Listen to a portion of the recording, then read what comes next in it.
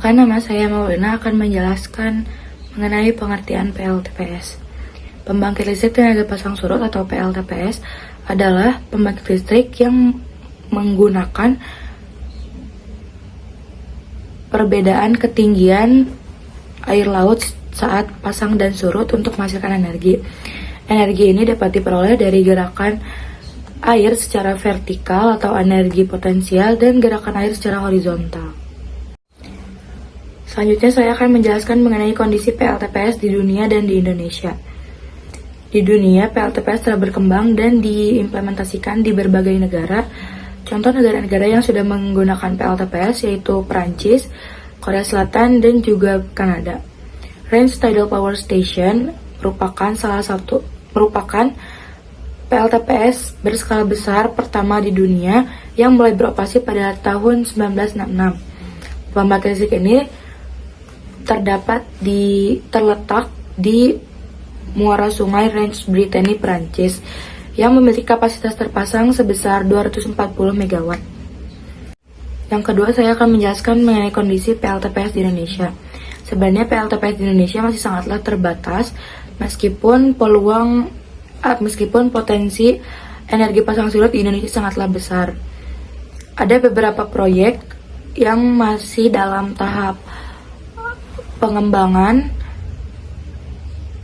atau perencanaan. Ada di PLTPS Selat Sunda, Teluk Jakarta, dan juga di Kepulauan Riau. Saat ini Indonesia juga sedang membangun di Lantar Tukan, Nusa Tenggara Timur, yang memiliki kapasitas terpasang sebesar 18-23 MW. Selanjutnya akan dilanjutkan oleh rekan saya. Terima kasih. Sejarah pembangkit listrik tenaga pasang surut. Jauh sebelum listrik ditemukan, manusia telah memanfaatkan kekuatan air pasang untuk menggerakkan kincir air guna menggiling gandum atau memompa air. Namun pemanfaatan energi pasang surut untuk menghasilkan listrik baru dimulai pada abad ke-19.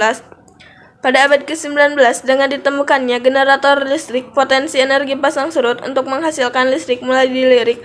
Beberapa percobaan kecil-kecilan dilakukan untuk mengkonversi energi mekanik dari gerakan air pasang menjadi energi listrik.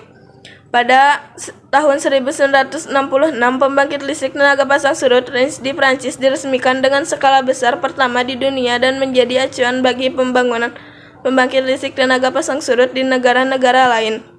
Pada awal abad ke-20, beberapa proyek pembangkit listrik tenaga pasang surut skala kecil mulai dibangun di berbagai negara, namun masih bersifat eksperimental dan belum banyak dimanfaatkan secara komersial. Pada akhir abad ke-20, seiring dengan meningkatnya kesadaran akan pentingnya energi terbarukan, minat terhadap pembangkit listrik tenaga pasang surut kembali meningkat. Assalamualaikum warahmatullahi wabarakatuh. Perkenalkan, nama saya Dias Ramadhani dari kelompok 5 akan mempresentasikan tentang materi terkait pasang surut. Materi terkait pasang surut merupakan suatu gerakan vertikal naik turunnya air laut secara teratur dan berulang-ulang dari seluruh vertikal massa air laut dari permukaan sampai bagian terdalam dasar laut. Gerakan tersebut disebabkan oleh pengaruh gravitasi gaya tarik menarik antara bumi dan bulan, bumi dan matahari, atau bumi dengan bulan dan matahari. Pasang surut laut merupakan hasil dari gaya tarik gravitasi dan efek sentrifugal, yakni dorongan ke arah luar pusat rotasi. Hukuman gravitasi Newton menyatakan bahwa semua massa benda tarik-menarik suatu sama lain dan gaya ini tergantung pada besar massanya serta jarak di antara massa tersebut. Gravitasi bervariasi secara langsung dengan massa tetapi berbanding terbalik terhadap jarak. Kejadian yang sebenarnya dari gerakan pasang air laut sangat berbelit-belit, sebab gerakan tersebut tergantung pula pada rotasi bumi, angin, arus laut, dan dan keadaan-keadaan lain yang bersifat setempat. Gaya tarik gravitasi menarik air laut ke arah bulan dan matahari dan menghasilkan dua tonjolan bulge pasang surut gravitasional dari tonjolan gravitasional di laut. Lintang dari gravitasional di laut. Lintang dari tonjolan pasang surut ditentukan oleh deklinasi, yaitu sudut antara sumbu rotasi bumi dan bidang orbital bulan dan matahari. Sekian dari presentasi saya. Assalamualaikum warahmatullahi wabarakatuh.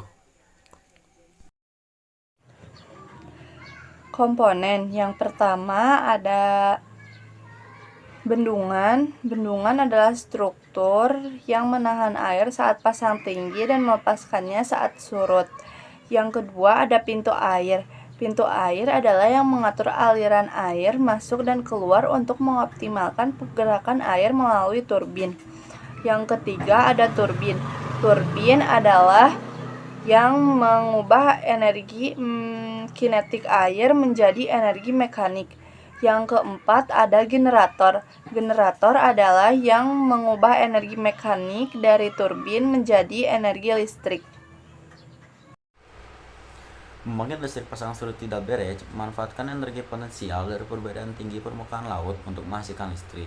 Cara kerja pembangkit listrik pasang surut tidal barrage adalah ketika air laut pasang, pintu dam dibuka agar air laut masuk ke dalam bendungan yang melebar hingga menjangkau seluruh area pasang surut.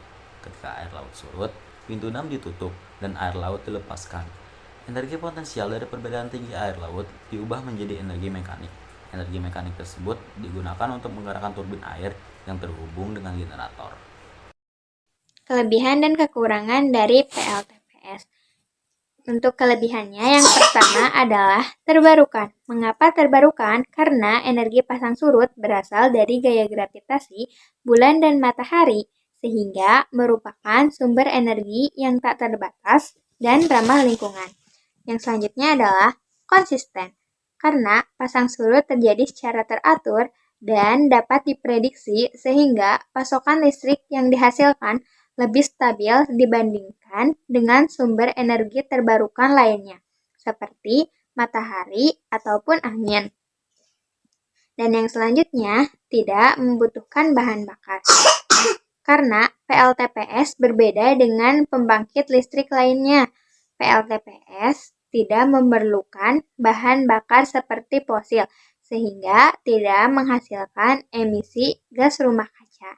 Yang selanjutnya adalah ramah lingkungan, tidak menghasilkan emisi gas rumah kaca yang berbahaya bagi lingkungan. Yang selanjutnya adalah potensi energi. Potensi energinya cukup besar di daerah pesisir. Dengan pasang surut signifikan, PLTPS dapat menghasilkan listrik dalam jumlah besar.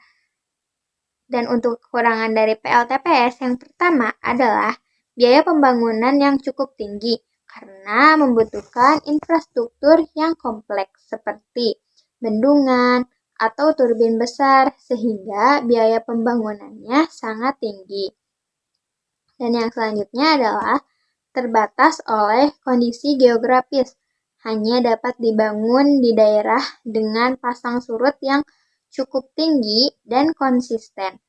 Untuk dampak lingkungannya adalah pembangunan bendungan dapat mengganggu ekosistem perairan dan menyebabkan erosi.